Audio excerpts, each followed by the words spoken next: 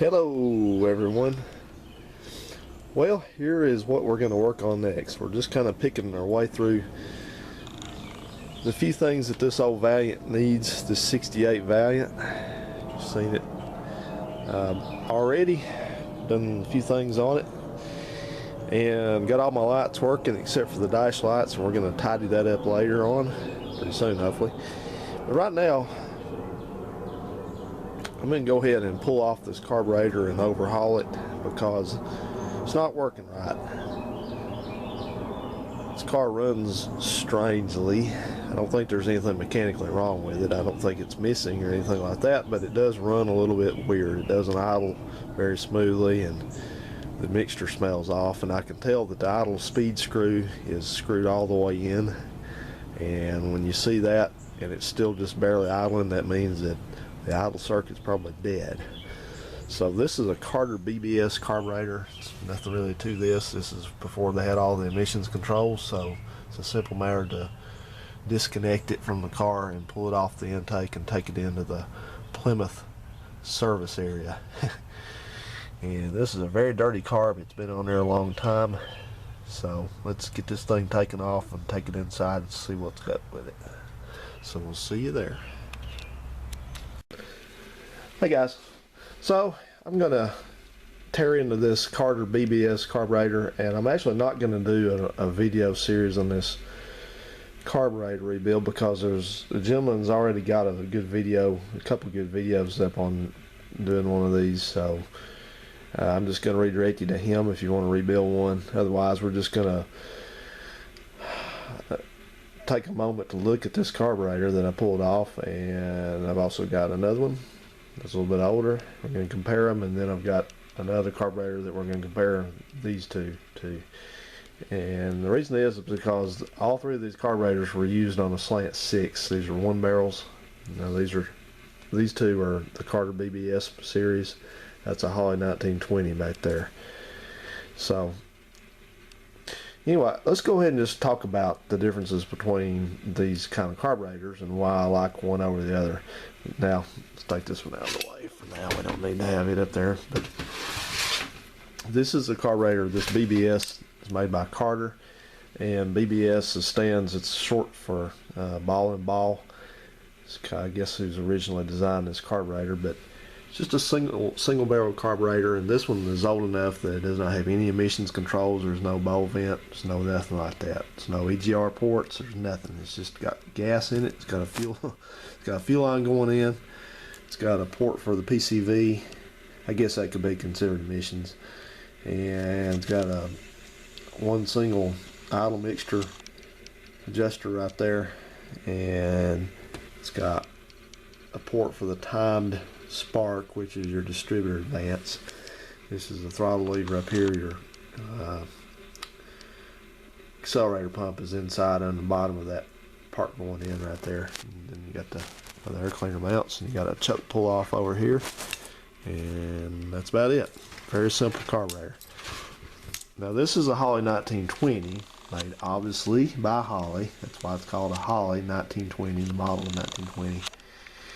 And this is a little bit newer carburetor. This is the one that came off that green 73 Valiant. I only ran this carburetor for just a little bit, and then I replaced it by another carburetor. I put a Holley 1945 single barrel on it, which is a newer design, and it's a much better carburetor. So let me state right now for the record that I hate those carburetors because of a couple reasons.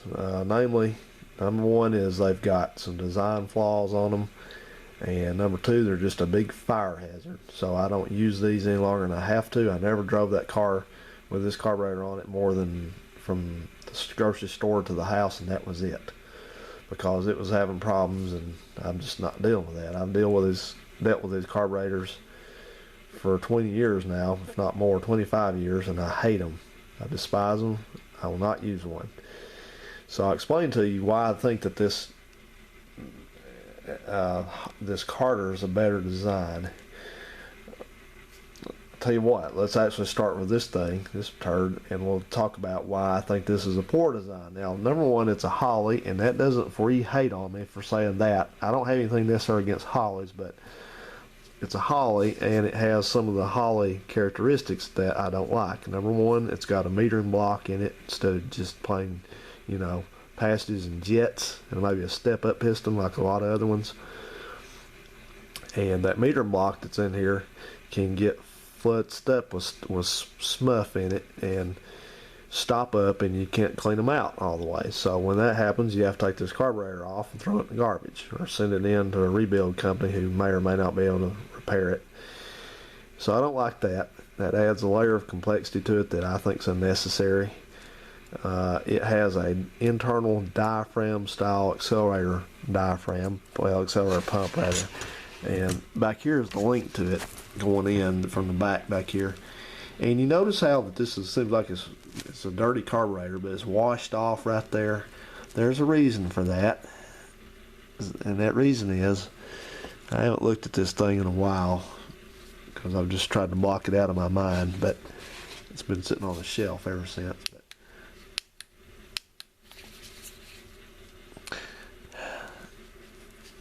If you look right down, I'm going to try to shine the light there and look through the camera for a change, but if you look right in there, right in that corner right there, if old El Camrio, see that little, looks like a hole right there? That is a hole. And what that is Holley, in their infinite wisdom, thought it was a good idea that if that's the, right in there where that rounded off part, that big part, that's where the diaphragm is. They figured that if that diaphragm ever got a hole in it, ruptured or whatever happened to it, that it'd be a good idea to let the consumer know that something was wrong with it, and that would be by draining gas out of the carburetor, out of that hole onto the intake, and then there's an exhaust manifold down below it. So that's why it's all washed off. This one was doing that, and it had a big old flat spot in it when you got on the accelerator as a result. So it was going to have to be rebuilt. So that's real smart of them. That's why I don't like these carburetors. It's a terrible, poor design.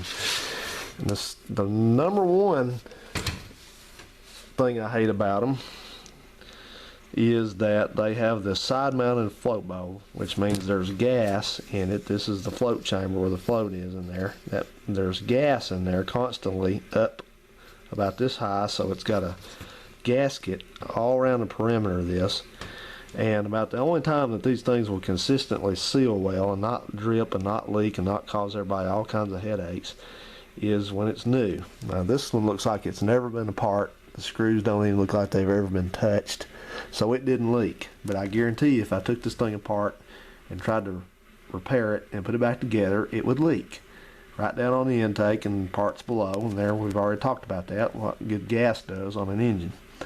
So that's a piss poor design, and it's the main reason I never fool these ever again. I went through all kinds of hell with these things early on when I was a kid. There was a picture of me somewhere working on another 1970 Valiant fooling this damn carburetor, and I'm just not going to do it anymore. They suck. I don't care what anybody says. I don't care whoever wants to go on any forum anywhere at any time and say what good luck they have with these and how good a carburetor they are and how much they love them. You're entitled to your opinion and your preference, and I wish you luck with them, but to me they suck. And I didn't even mention, I forgot to mention the other thing bad about them is they've got a side hung float, which means the float, they actually made these son of a guns with a glass. It's the older versions. I think they had a 1909 and a 19 something besides the 1920. I think they all were interchanged, but you could actually get a glass float bowl. Jeez. Well, the glass really, I guess, really would be a, if the damn thing didn't crack and break on you, would be an improvement because you can't bend the tabs on that glass. See, the problem is these are made out of the same soft metal this cover is as the rest of the carburetor. It's like a zinc type of a zinc mixture. I don't know. Look it up. But anyway, it's very soft metal, and when you start torquing those screws down, which you know how people do, they don't pay any attention to torque values. They just till it's nice and tight, and then you've bent the ears down, and they will not seal anymore because you bent the ears down. You notice how on this one there's still a gap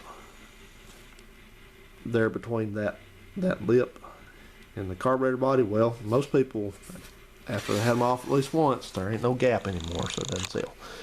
That's the way it is. But anyway, this thing has a side hung float, so if you look through that side cover, you'd see the hinge over here and the float assembly coming out, and the float part of it over here look just like in a commode. It goes up and down like this. So what do you think happens when you take a curve and the car leans and the engine leans and that kind of thing, and it's over like that? Well, you think that messes with the float level? It sure does. So these things suck. They suck. They're a terrible carburetor. I never have another one that I'll ever use. I keep that one because it's the original one to Uncle Phil's Plymouth. If he wants it, he can have it. I ain't messing with it. So this brings it to this carburetor, and real quick for me, I'll just tell you why I like this one better. Is because it's got a top to it and it does not have any gaskets below fuel level. So it's a lot less likely for it to leak. The only thing, this one you see is kind of schmucky right around the front. It looks like there's a little gasket goes around that fuel line, and it looks like it may have been weeping a little bit, but that, you know, that's a lot less likely than that one. That one over there doesn't look like it's ever been leaking, but that's not common for them to do that, and that's a good thing. And it has a normal, this actually has this stem right here, the bottom part of the stem is the cup for the accelerator pump. And it's just a cup, but it's not even rubber on these. These things use the old-fashioned leather cup, which is impervious to ethanol.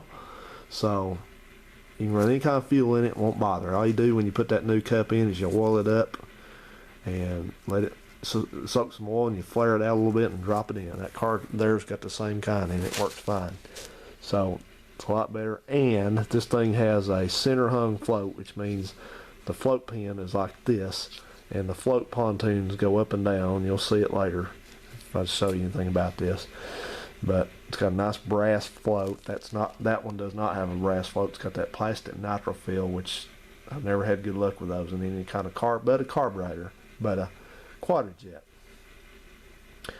Let me say that again. I've never had any kind of good luck with those floats in any carburetor except a quadrijet. They seem to work well. But so anyway, this one is dirty and greasy and definitely needs a rebuild, and I'm just kind of looking it over, and I noticed a couple things. It's got its original tag on it. If you look here, the tag is actually broken and somebody salvaged it. Nice of them to do that. They put another hole in it. The part that's usually got the screw hole in it's broken off, but the good parts stayed with it. So that number is kind of obliterated, but that's a 4415S. That decodes to a 67 or 68 BBS Carter. And then that's the date code down there, 2937. That's the 293rd day of 1967, which is late October, sometime around October 20th of 1967. So you would think this is the original carburetor. Sure isn't. It's a tag for it, but what's happened is somebody had to replace that carburetor because there's a rebuilder sticker on it. And I don't like rebuilt carburetors because you never know what's in them, and it could be a whole bunch of bad news. So we're going to take this thing apart. If I don't get asphyxiated from gas fumes, we're going to take this thing apart and just look in there, and I'll bring you up to speed without having you to sit through a boring video of this, which most people don't have these carburetors anymore, and there's not enough people even need to rebuild one. So that one over there may turn out to be the better carburetor to rebuild. I don't know. There's a little bit of difference in them. And one thing I noticed putting them together side by side is that throttle lever on that one is bent right there. It's supposed to look like that. It doesn't. It's been bent. So that can affect it a little bit. And the arm situation back here at the back is different on them. This one's got a larger arm, and it's going to have to retain that for sure. This one doesn't have that part. That's bent also, but that's part of the base plate. So these really, you don't have much calibration between the base plate and the body of them, I wouldn't think. So maybe I might just end up using the best parts of each of them and build a super carb. I don't know. This also I was curious about. You see, it's got this air cleaner fitting here. I'm not sure if this is which one's the right one. This one's got a different one that I like better.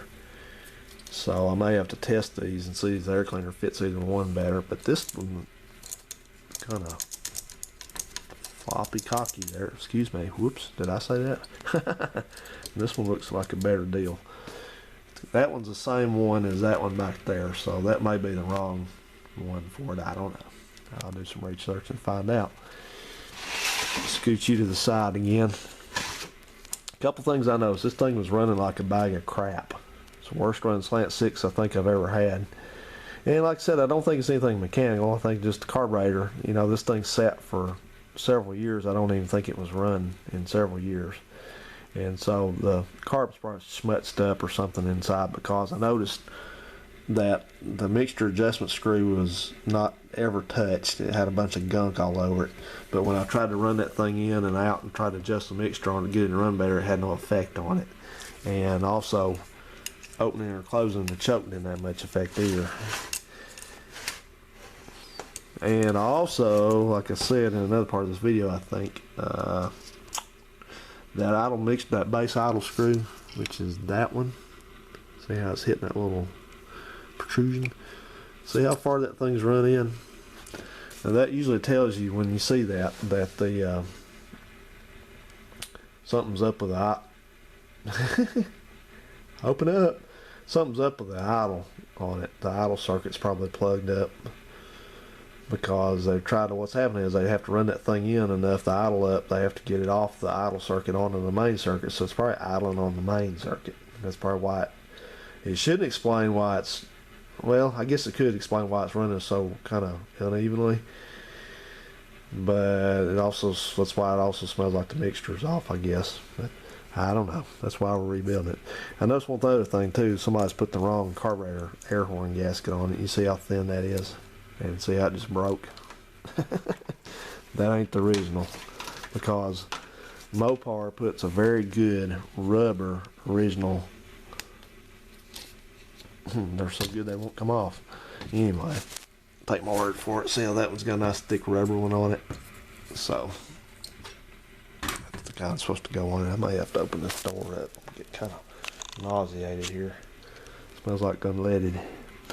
So okay guys, I'm just going to cruise through this, and I've got one reason too I'm not going to do a video on this is because I don't know anything about these carburetors, so I'm going to have to take time and examine everything I take off of this and learn it up. So I'm going to take my time on it. So I will update you when there's something to show you. Thanks for tuning in, and don't anybody dare say just show us how to do it now. Because if you order me like that, I will ban you from this channel for life, and that's a promise. When you start making your own videos, you get to talk as much as I do. Anyway, thanks guys. We'll see you. This carburetor looks like there was liquid gas in the vent tube up there,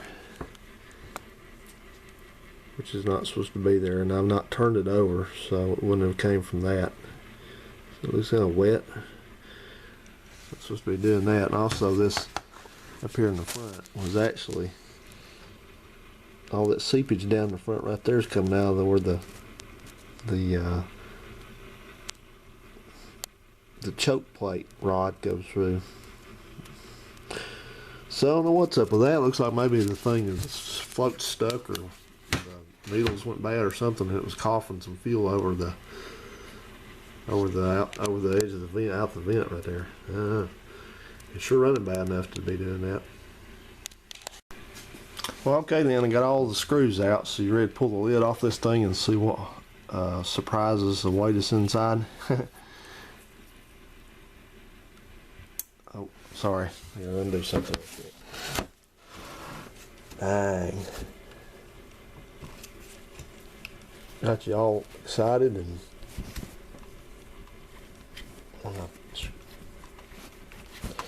with the cold and low. Alright, now let's try it. Get that hose off of there.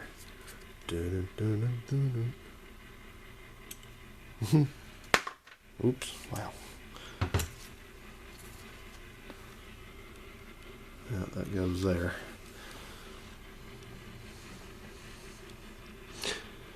Okay, this guy right here I was telling you about, this is the accelerator pump. And there's its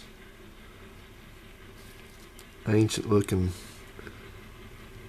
it's supposed to be, whew, boy that thing smells. It's supposed to be leather. I guess it is leather, but not too flexible. Yeah, I guess that's leather. It's an old piece of leather. So that goes over there.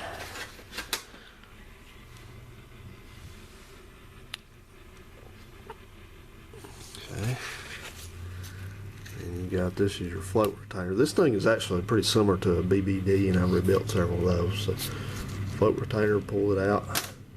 I thought I said I wasn't going to do a how-to on this. Pull your floats out. That thing might not come out with the oh shoot, I gotta take the, hang on, I gotta take the line off right there.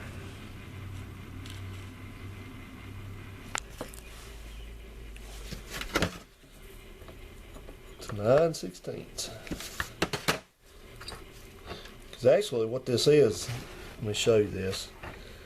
This is this part that's attached that I'm unscrewing. It's that part right there. That's actually your needle and seat.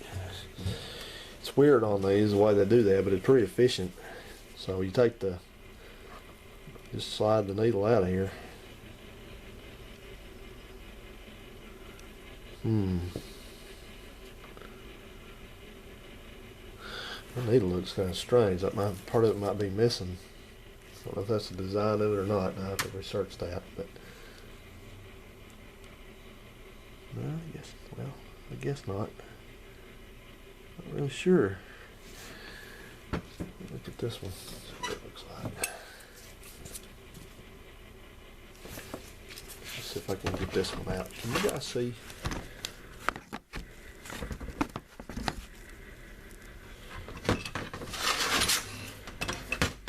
Well, I tell you what, our weather's been something else lately. Rain and rain and rain. Now it's cool out. Ow. Stuck something in my finger, man. I don't know what it is. You sure you guys can see? Let me see. Barely.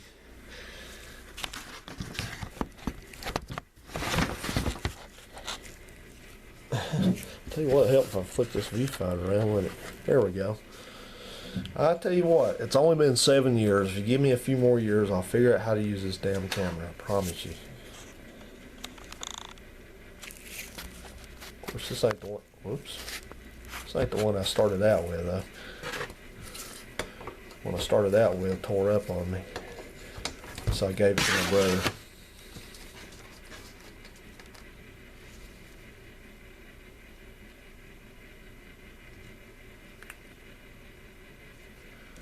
Yeah, something's different here, man. This one's got a tip on the end of it. See that? And the butt. Yeah, I don't know.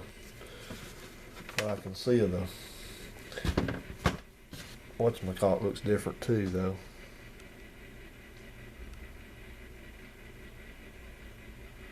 I guess that one's okay. This one's got different. This seat's different for some reason.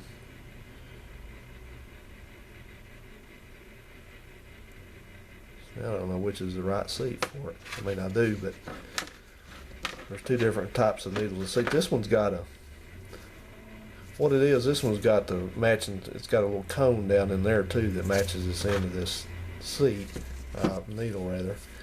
And this needle's got like a little something that would hang on to it right there. This one looks like a cheapo. That's what it is. This one ain't got any. It just looks a lot cheaper. It's got a flat little rubber thing on the end of it. See that? Looks like a POS, you ask me. So I'm going to put this back to the side here. This carburetor kits, you open them, you can't return them. So put that to the side.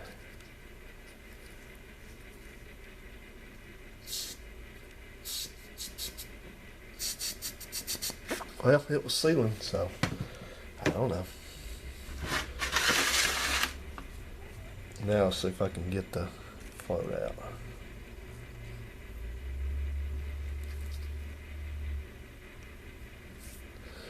The floats are not sloshing, so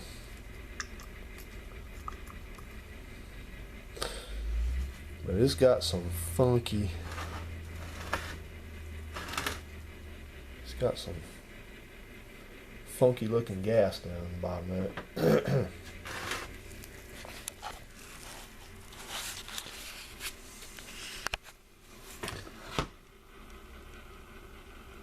It's rusty, doesn't it?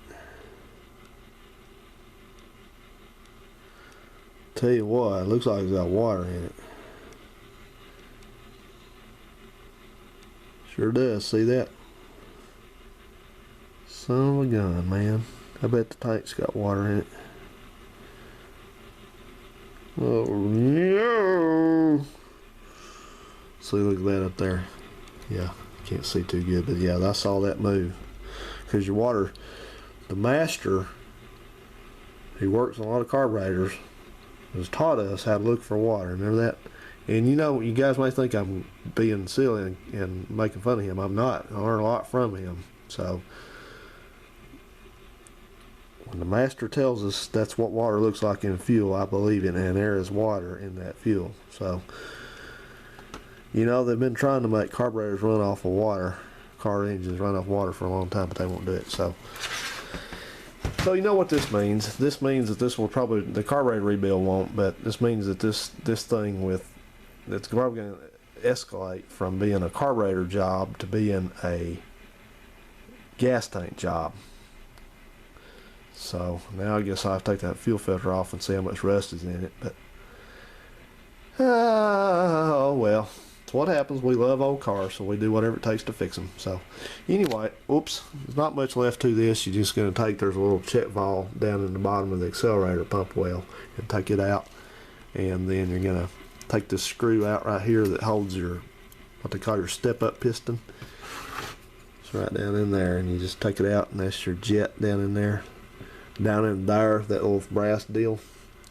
Just take them apart. But follow that guy's videos. I'm going to link him to. He does a better job of this. So watch his videos. Learn something new. See ya. Yeah, buddy. Water in the fuel. See that big blot in the bottom of it? You know what that is? It's water and fuel. Engines don't run well on water. So that means we're going to have more fun with the gas tank. Oh well, looking forward to it. Yay, see ya.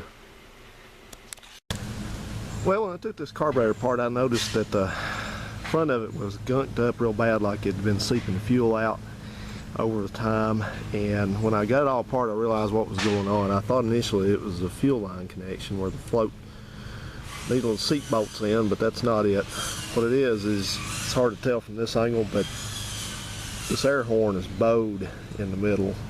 Put it down flat on the surface right there, you can see that there's definitely a bow in it right there. Should show up pretty good on the camera. So that's from tightening these screws down too tight. So what I'm going to do is I got a piece of sandpaper right here, and I'm just going to do a backyard homemade milling job on this. I'm going to try to get this reduced down a little bit, flatten down so it won't seep fuel out over the edge of the carburetor periodically. And you know what? That's what I'm going to do. See you guys. Bang, bang, bang, bang, bang. That's revealing. So just running this thing across the sandpaper for a little while, you can look on here and see how warped this air horn is. The shiny spots are where it's making contact first, which is right along the bolt edge, the edge here where the bolts are. None there in the front, some there, none there at that part, some right there, none here in the center, and some at the very back edges right back here. So this thing is really warped. It got tightened down way too tight, so I'm going to go ahead and keep on with my milling operation. I think I'm going to get a better piece of sandpaper. This is 400 grit, and this will be fine for kind of smoothing it out, but I think so, I need something a little more aggressive. Okay, well, I used my old electric fuel pump to pump out what was in the tank of that Plymouth over there, that Plymouth, and The fuel itself looks okay. It's not bad. It's probably recent, but if you look in the bottom, there's definitely rust, and I see some water in there.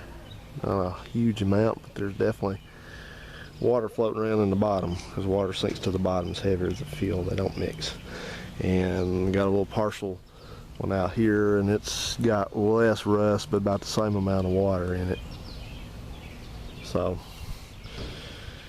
anyway, we cannot do a carburetor with a potentially nasty gas tank. So I guess I'm going to spend the rest of the afternoon pulling this gas tank out.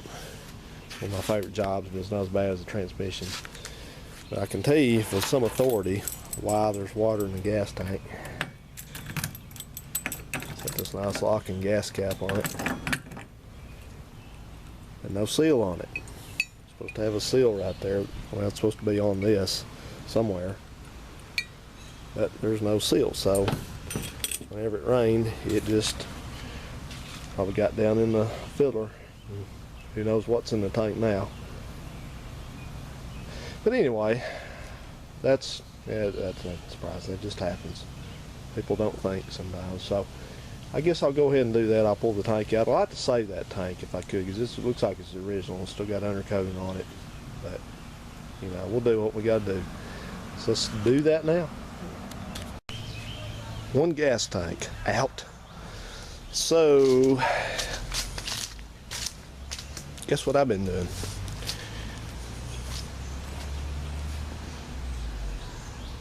Taking out a gas tank. So these gas tanks come out a little bit differently than the normal ones, the later ones, and it's all because it just has to do with this filler neck. Get out of here, bud. And it goes in like this, sits in the tank, and it goes down in the tank, and you can see the end of that. Ain't looking too good, and that's a precursor of things to come. But this one is, notice one thing's different. This is the old style that has a tank vent that just goes out. This goes through this seal, which goes in the floor there, and then this little end right here just sticks down in the frame rail, and that's the vent. How about that? There's no charcoal canister, no routing it to the engine, no nothing. So this thing's in good shape. I have to clean it, you know, de-rust it and everything, and probably, I think I've got a new foam seal for this. One thing's different too also is they come out, because of this, I guess, they come out, they don't come, the later ones come out this way. You pull them out, the flange is on the outside of the fender, and this one's on the inside, so I guess it all has, obviously you can't pull it out with that arrangement on it. So they changed that later on, changed a lot of stuff actually. But that's a good thing that this is in good shape, because this thing is hellaciously expensive. You got to buy it. I am going to have to buy another seal thing there to put in, because that's got a tear in it and it's going to smell like gas, because I noticed when I was over here doing something else the other day, I kept getting gas fumes up in here. So let's go look at this tank. I told you, I think sometime earlier, sometime in another video, that old cars always tell you a story. And this one being as old as it is, 50 years old, it's telling a good story. And the story is about this fuel tank is that, for one thing, it's not the original fuel tank, because they don't have that kind of stuff on them. That's from the junkyard. So somebody went and got, I guess it had a bad tank on it, and they went and got a marginally better tank. But I can tell you that this tank is done, because I can peek in here, and I'm going to take the, let me interrupt myself and I'm going to take the sending unit out just for the heck of it. But I can tell you already that it's got rust above, about halfway up. It's just rust. And if I move it around,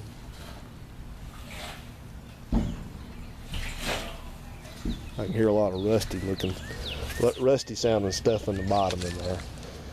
So we'll go ahead and take that thing out, that sending unit out, and then we'll drain it before I throw it on the metal pile back there. What is that?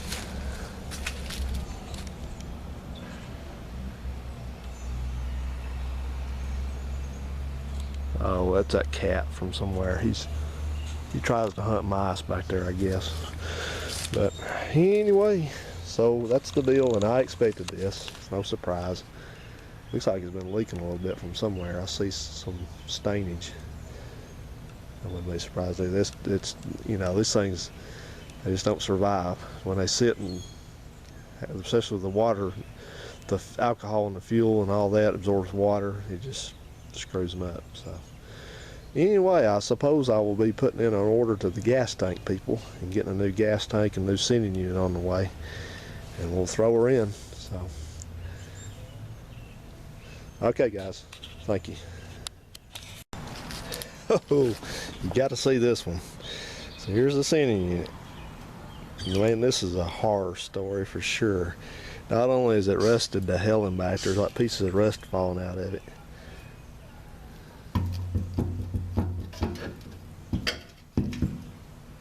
But the float's missing off of it. So the gas tank, the sending unit part of it is not even going to work regardless. Because it was no float on it. I don't know where the float went. I think these use a plastic float, or they might use a brass one. Might actually have one for it, but I doubt this thing even works anymore. It's really rusty. I could be surprised, but I don't think so. I think it's gonna be. My brother blew his nose on a video one time, and people just comment about that. They thought he farted. So look at this arrangement here. This is the sock on the end of this. And we got a few wrong things going on with this. First off, the thing is held together with tie wraps, two on one end, one on each end. I'll get it right. And I don't know, for some reason there's a fuel line clamp in the middle of it. Just basically hanging out, I guess, holding the thing together.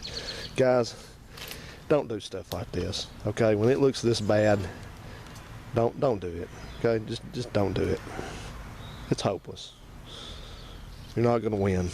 It's just gonna be fail soon or fail later, but you will fail. So yeah,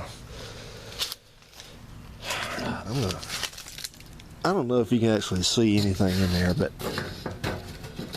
yeah, it's. I can run my finger in here, and it's. See what I'm bringing out? It's done. Done. I totally expected that. So anyway, doesn't make me feel bad now for having to pull it out and replace it because it wasn't original anyway. If you want to know what's different about these tanks, without me launching into a big speech about it that people get tired of hearing, they changed the venting. The main things that's different about them is they all fit the same tanks.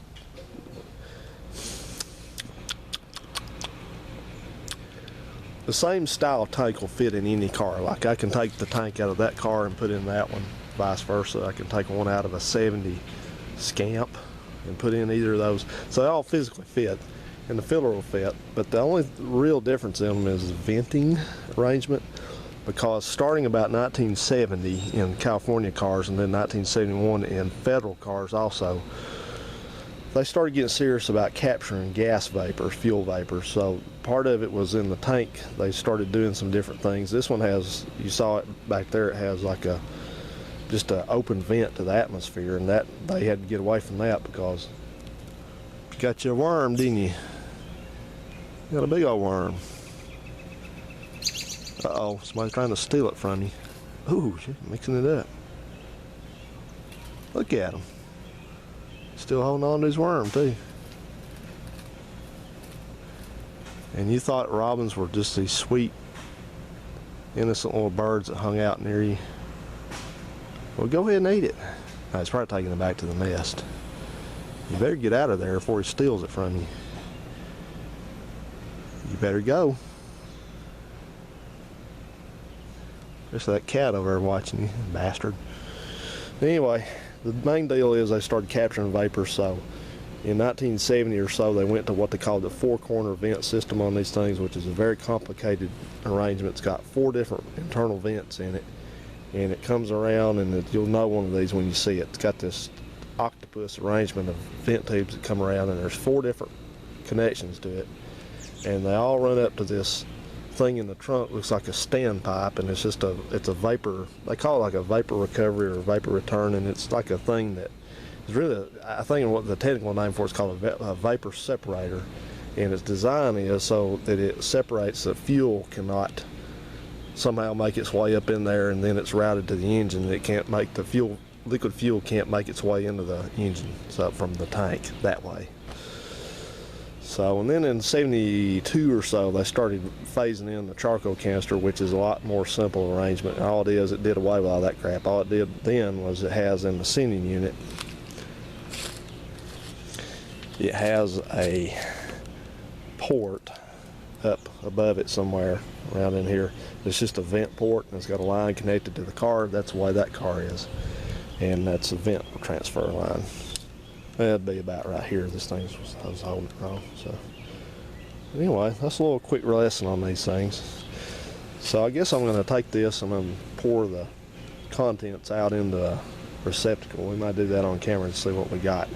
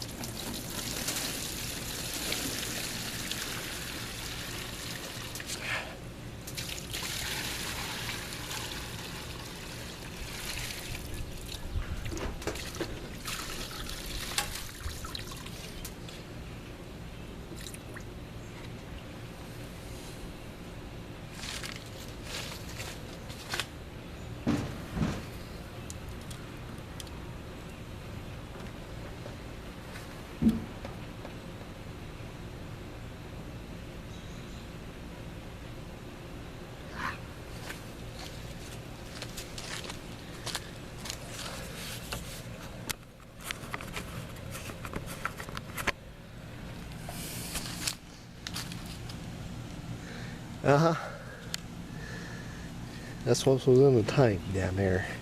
Jimin. Look at all that rust. Oh yeah.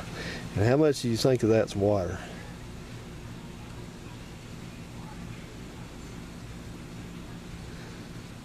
That's why you don't deal with rusty tanks, because you're constantly going to be sucking that crap up into the fuel filter and into the carburetor. Just don't do it. Like I said, new tank's 80 bucks for that, for free shipping, and the center's 50. So for 130 bucks, my nightmares on this stuff go away like that. So look at that again. Oops. Ooh. My end's leaking over there. Got another idea. We might do something else here with this fuel. I love playing with fuel. Okay, one last little thing to do is I sawed open this fuel filter, so I thought we would take a look in it to see what it's containing.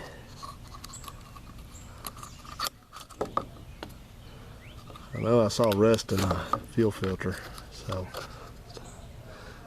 oh yeah, that's the same stuff that's over here in this catch basin after I drain this out. Look at that.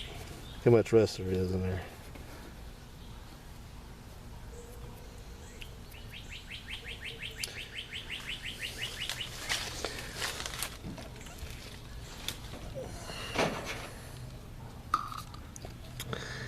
Yep. Yep.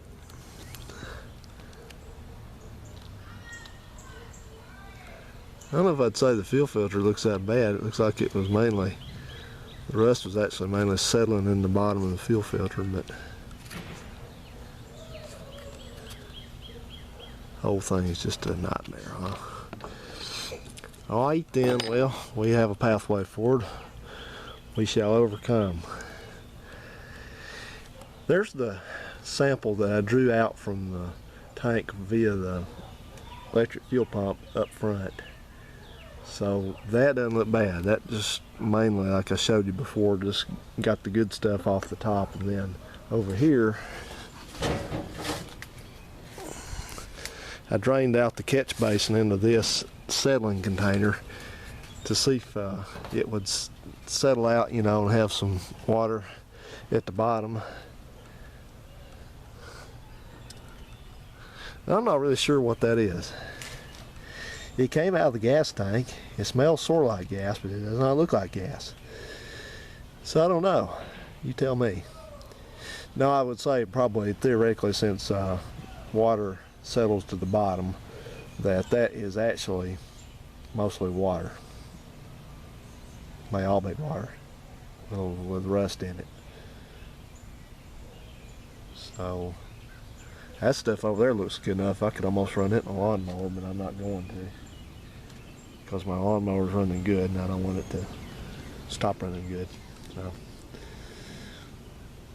all right then. Well, we will put this on temporary hiatus. I'm on vacation this coming week, so I got plenty of time to work on stuff. So I gotta wrap up this deal here.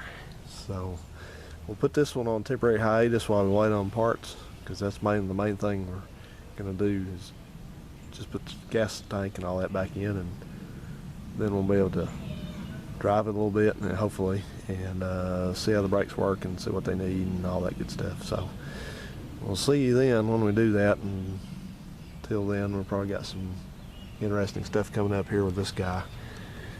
I'm more than ready for it. Thanks a lot. See ya.